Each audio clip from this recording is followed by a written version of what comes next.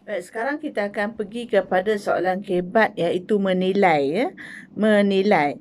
Okey, saya bacakan contoh soalan SPM bagi soalan menilai. Sejarawan berpendapat bahawa tamadun terawal manusia muncul di kawasan Mesopotamia. Terangkan keistimewaan kawasan tersebut. Okey. Jadi soalan ini jelas minta calon untuk mengemukakan tentang keistimewaan yang terdapat di kawasan Mesopotamia. Jadi, apakah keistimewaan-keistimewaan yang terdapat di kawasan Mesopotamia? Ini soalan ini calon kena berhati-hati ya. Kadang-kadang soalan diminta calon terangkan keistimewaan tamadun Mesopotamia.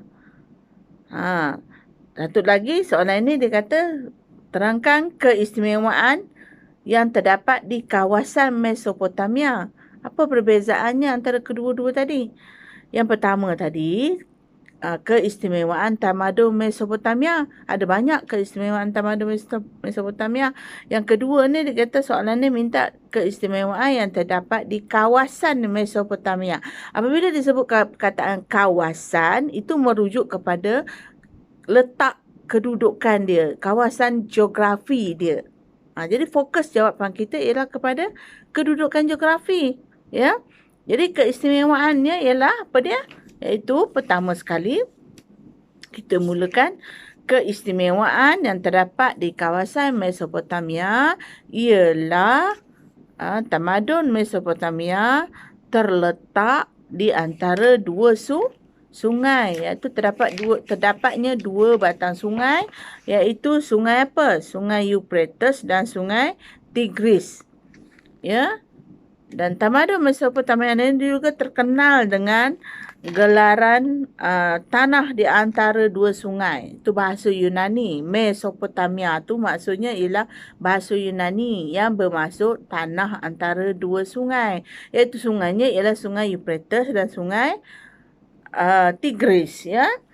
Jadi kalau sesuatu tempat tu ada dua batang sungai di kiri kanannya, maknanya menunjukkan bahawa kawasan itu sangat subur. Ya.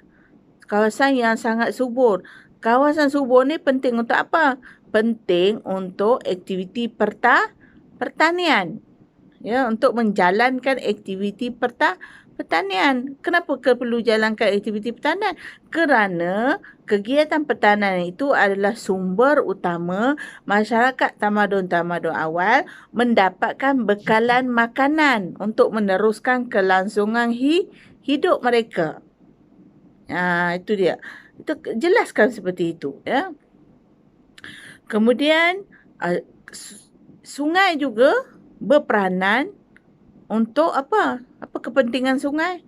Untuk menyediakan kemudahan air bagi menjalankan aktiviti-aktiviti harian. Seterusnya untuk mengairi kawasan pertanian tadi. Mengairi kawasan pertanian. Seterusnya, ya, kita bagilah contoh-contoh. Ya, contoh bandar-bandar utama dalam tamadun Indus yang terletak di sepanjang sungai Euphrates dan sungai Tigris tadi. Apa contoh bandarnya? Iaitu bandar Babylon, ya, bandar Akkad, bandar Lagash, bandar pelabuhan, ya, bandar Sumeria, bandar Baghdad. Semua ini bandar-bandar yang terkenal, ya, muncul di sana.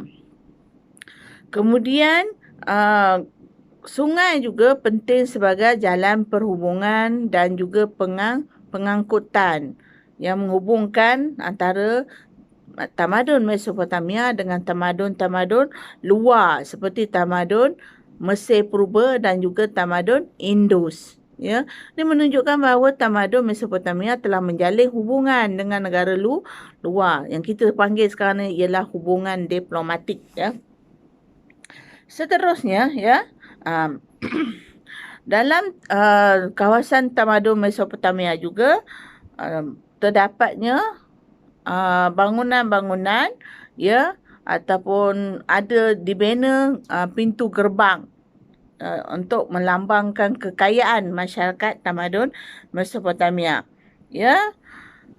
Okey. Jadi di situ kita dapat merumuskan bahawa keistimewaan kawasan terdapat di sekitar lembah sungai Euphrates dan sungai Tigris menjadikan tamadun Mesopotamia begitu istimewa dan mereka dapat berkembang serta dapat menyumbang kepada dunia pada hari ini dalam pelbagai aspek. Itu kalau kita lihat dari segi soalan tadi ialah menerangkan keistimewaan yang terdapat di kawasan.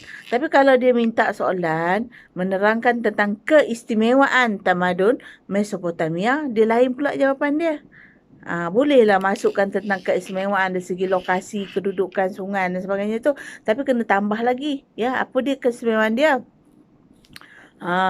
Jadi keistimewaan ini merujuk kepada sumbangan-sumbangan yang diberikan oleh tamadun Mesopotamia. Tu pelajar kena ingat pula, sumbangan dari segi apa? Organisasi sosial, sumbangan dari segi sistem tulisan, sumbangan dari segi undang-undang, ya. Tamadun Mesopotamia menghasilkan undang-undang kod, undang-undang Hammurabi, kan? Kemudian dari segi ilmu pengetahuan, ilmu matematik, ilmu astronomi, penciptaan kalender, ya, penciptaan roda, penting tamadun Mesopotamia, kan.